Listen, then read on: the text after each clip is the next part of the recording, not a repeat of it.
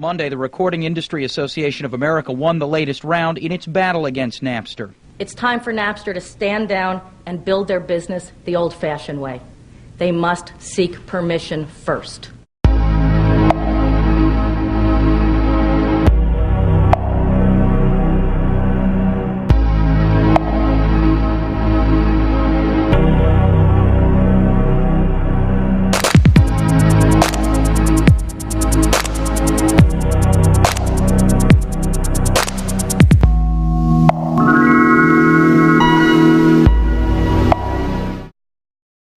There are now people in their mid to getting on to advanced teens who have never known, obviously, a world without the web. In fact, there may be 20-year-olds who've never known anything but that. Have they developed strange thumbs? Do they have peculiar ways of talking and listening? Do their eyes glaze over when they have to concentrate for more than 30 seconds? No, I don't believe any of that. I'm not particularly negative or pessimistic about the social qualities, the linguistic qualities, the concentration qualities of Generation Web, as they're called. I honestly believe that if you were to go back into the 1920s and take an ordinary, semi-educated 15-year-old and place him next to an ordinary, semi-educated 15-year-old now, you would find the one now knows more, understands more, is more socially confident, is more aware of the rest of the world, is more able and more adept at research, may not be able to say their 9 times table as fluently or repeat amo, amasamata, mamasamati, amant. They may not be able to do that. Is that such a great loss to an old-fashioned person like me? I'd love to think people could do both, but let's get real about this. Connection is what humans crave. Technology is advancing. This is going to happen anyway.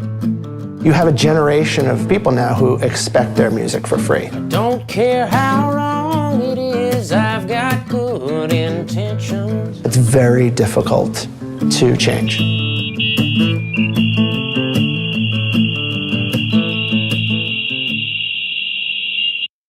Initially, I was skeptical that, gosh, I'm sitting across from 2 18 or 19-year-olds. I changed my tune once I learned that there are already 40,000 people using this thing. It was one of the first large-scale peer-to-peer file-sharing programs. It allowed users to access music files stored on the hard drives of fellow Napster users. 40,000 wasn't a big number, but it was bigger than what I thought it was going to be initially, which was 0, because people weren't willing to open up their hard drives. What I realized was that people's emotional ties to music, their general interest in music, was more than enough to overwhelm any kind of security or privacy concern. And in the 90s, consumers' emotional ties to music equaled big money. No one batted an eye when Puff Daddy's record label made 2 music videos featuring elaborate helicopter chases in consecutive years. The CD boom was from '84 to 2000. You actually had to drive your car to the Tower Records and buy a CD for $18 to get the one song you liked. And so that was a good model. It made the industry tons and tons of cash. Selling millions of Chumbawamba albums with one good song was an economic boom. That was pretty much the end of that era, because very soon afterwards, Napster really took hold in the public's consciousness, and the consumer realized that they could get the music that they wanted to hear for free. It was on college campuses with high-speed internet that Napster really took off in the fall of '99. So how many MP3s do you have on your computer? About 600. Maybe like 100 or something. 6,000 or 7,000. Napster. Napster. Napster. It's called file sharing, seen by some as the wave of the future. It was very exciting. We knew we were building something that was going to be big. Ladies and gentlemen, creator of Napster, Sean Fanning. When I first heard about Napster, I recall my impression having 2 different elements. One being, this is incredible, it's revolutionary, and things will never be the same again in the music industry. And the other being, this is going to destroy the recording industry. Listen, I step out my yard with a new flow. Skinny jeans on and my hat's low. Happiness fam, that's the new crow. A clock BNP, no. It was amazing, actually. We were holding your CD before and I couldn't figure out I'd forgotten how to open a CD case. Yeah, like that really freaked me out. This idea of like a jewel Crazy. case. That something physical. But at the same time, it's nice to have a CD. It's nice to have something physical in your hand, with a sleeve and lyrics. Because in my album, I make sure to put the lyrics in there. So again, if you do go out of your way to spend the extra money into a CD and the extra time and effort, I want to make an effort back. So I put all the lyrics in there and some wicked pictures. And also with the CD, you get a bonus track, which you may not be able to get online, and loads of stuff like that. And also, I went down and signed a lot of CDs at a lot of the record stores. And I think that there should be a way of making something more physical, more tangible for a person to be able to hold. But until then, I think people just don't have the time, and life's moving so quickly that to actually come out of their busy schedule to go to a record store, spend money on a CD, then have to find a CD player to play it on. It does work out a bit longer. Whereas iTunes, it's all online. It's download, listen straight away. Whereas HMV, bus home, bedroom, electricity on. Put it in, press play, then you're listening. And then say you randomly want to listen to it again, you can't. It's hard, man, but I do like CDs because it's nice to have that physical product, but at the same time, I understand that it is a bit time-consuming. Keep walking, 'cause I got a girl at home waiting for me. And if I do look now, it's also a different craft, like in terms of how you produce it. But that's a whole different conversation. Yeah, definitely. The CDs, right? You're talking about signing it, and you're talking about adding a little bit of presence. You're talking about adding that little bit of rarity that people wouldn't get if they download MP3s. Yeah, definitely. So, what other ways? Because there's so much plenty that's available. Yeah. I mean, not only is it, well, I'll go into that in a second. There's so much plenty when it comes to online content, when it comes to downloading movies or MP3s or whatever, that people aren't really making as much money, are they? No, definitely not. So, like, is a CD, like actually having a physical thing, still a way? Are we going to move back to that as a way of getting cash flowing through the music industry? I hope there is a way to go back into having something physical that people also want to buy alongside downloads. I don't think downloading should be abolished or people should be punished for downloading music, because I think that it's played a big part within the media and within music, and without it, I think a lot of the positive things that have come out of music in the last 10, 20 years would have never have come about. And you wouldn't be able to watch award ceremonies on TV, you wouldn't be able to find out information on your latest artist within 5 minutes, and you wouldn't be able to really buy gigs and hotels for every single show of an artist that you like and stuff like that. waiting for me.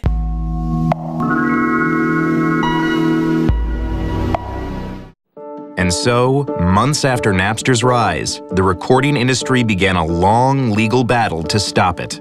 They're waging a war in the courts over who controls what artists create. We've heard that we couldn't survive before, when we had 700,000 members, and when we had 17 million members. We felt pretty strongly that digital distribution was going to bring the industry closer to its customer, and instead of killing it, they would take advantage of the value that it brought. But to record companies whose artists range from Tony Bennett to Metallica, this new technology in the wrong hands is simply stealing. Business model built on infringement is not only morally wrong, but legally wrong. At the time, the Recording Industry Association of America was reporting about $15 billion a year of revenue in the U.S. alone. Anybody with enough money could go and make a record. But that didn't guarantee you getting into stores, which was the only place that you could actually buy that record. That was the power of the music business, the distribution.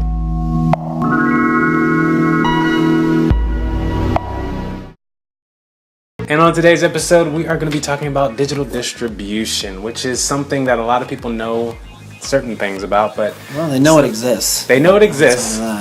But I feel like a lot of people are still in the dark about it. So now let me give you some context. You guys know what DistroKid is. If you do, great. If you don't, I'll explain briefly. It's the service I use to get my music heard on the internet.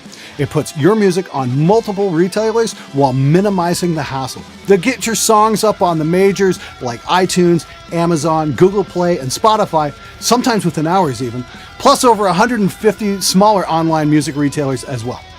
Now, what's really cool is that if you're doing cover songs, they can also get you a license, so you don't have to worry about all the legal ramifications, and you can just concentrate on making music. Hi, Queen here. I personally love when things are made easy, and that's what DistroKid has done for music distribution. Just sign up, put your information in, and begin uploading all of your original content for everyone to purchase or listen to at their own pleasure. I signed up within a matter of minutes. Upload as much as you want. Turn a strenuous process into an easy process. DistroKid only costs $20 a year, and you keep 100% of your earnings.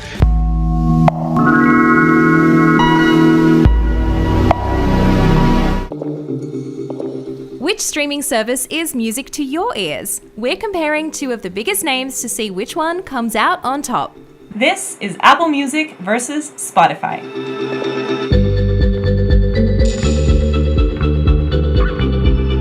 If you're listening on mobile, both services work on Android and iOS. Spotify has a free ad-supported tier, but for most albums and playlists, you'll have to listen on shuffle. You only get 6 skips per hour and no access to the radio stations. Apple Music only offers streaming for Beats One Radio for free, or you can listen to songs in your iTunes library. Both cost $10 a month, $5 for students, or $15 for family plans in the US. And if you're a paid subscriber, both let you save and listen to songs offline.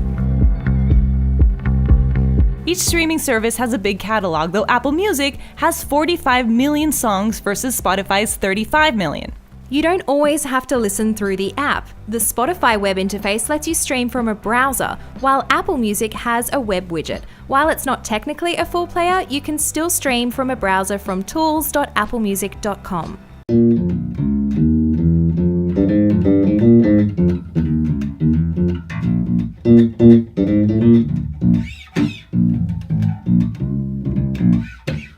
Now you are promoting yourself, you're marketing yourself. Yeah. How has the internet made that possible in a way that you wouldn't have done before? I think that is what the internet is. What made it possible. I'm able to reach loads of people at one specific time quickly at the drop of a hat. Whereas if not, I'd have to do it, promoting word of mouth, phone calls and stuff like that. Whereas I can just put out a message and send it to about 400 to 4,000 people in like that. So how many MP3s do you have on your computer? About 600. Maybe like 100 or something. 6,000 or 7,000. Though Apple Music has 45 million songs versus Spotify's 35 million.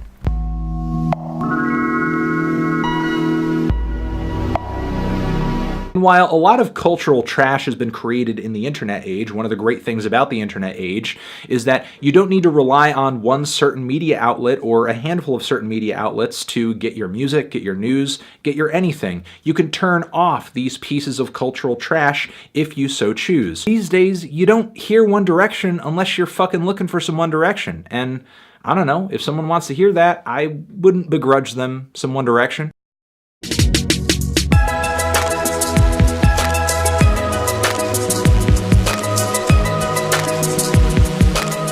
What's happening to culture? Why? Why? Let's go.